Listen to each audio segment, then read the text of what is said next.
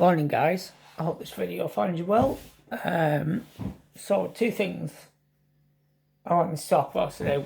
The first thing was about the word Easter being removed from eggs, or eggs as well. The word Easter eggs being removed from eggs, and I think apparently there's a lot of people up in arms about this, and I just think why?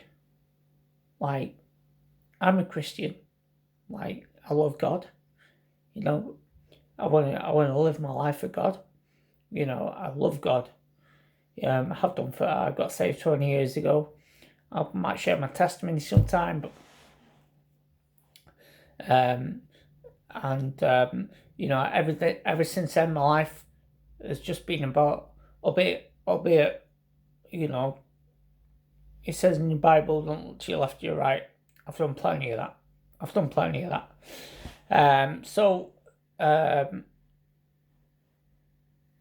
It's been flawed, and I've, fallen over plenty on the way. My spiritual walk is a lot like my physical walk, because I'm so flipping clumsy. It's untrue. It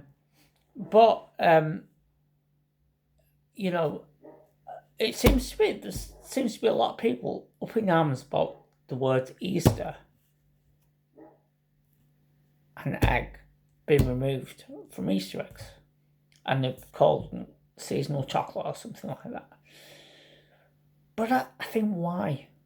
Why are you getting up in arms about something so trivial? Like, even if you don't believe in God, just bear with me. Even if you don't believe in God or not, logically,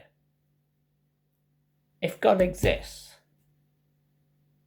and He's who He is who He says He is, i.e. God, then why the heck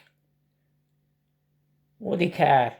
It's not like He's up there going, how am I gonna work? Not like,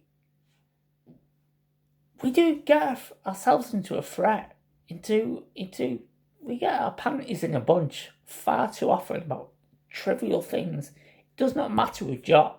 It doesn't mean anything. It doesn't mean the world is, because basically we've abandoned God by this point. As a country in the UK, we don't necessarily look to Christ. I remember, I've forgotten his name now,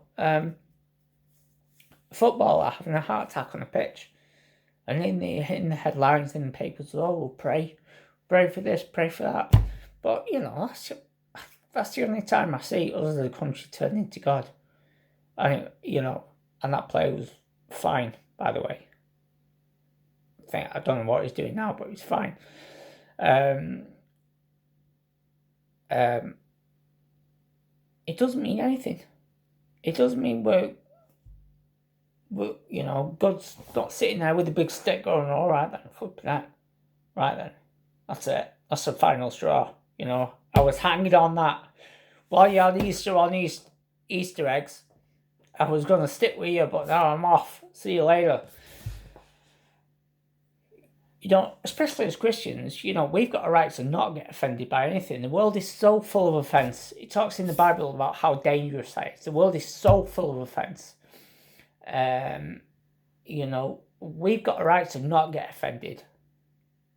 Why should we get offended? Anything anyone's got to say about Christianity, surely it is directed toward God. And there's another topic I wanted to talk about. A guy called Wajahat Ali. I saw this on Twitter. I was trolling Twitter last night, and he wrote an article about the Mohammed Anwar killing, and he was saying, like, a lot of right-wing people are quite disingenuous about the concern for him, and they're saying they're using it for political reasons. But I think to say something like this, I think Ben Shapiro he focused on Ben Shapiro. I didn't read all the article, but I thought I read enough of it to get a gist of it. But that's so divisive writing. That's such a divisive point of view. I mean, is it genuine? Because when I heard about Muhammad Anwar, and Ben Shapiro basically said, there's a reason George Floyd is massive news. Muhammad Anwar, you haven't heard of. There's a reason for that. But I hadn't heard of Muhammad Anwar until I seen it on Twitter. I'd not heard it in mainstream media. So I think, I do think about that. But I also think, Wajahat Ali, you're wrong to make such a claim. Because I know we're only snow roaches.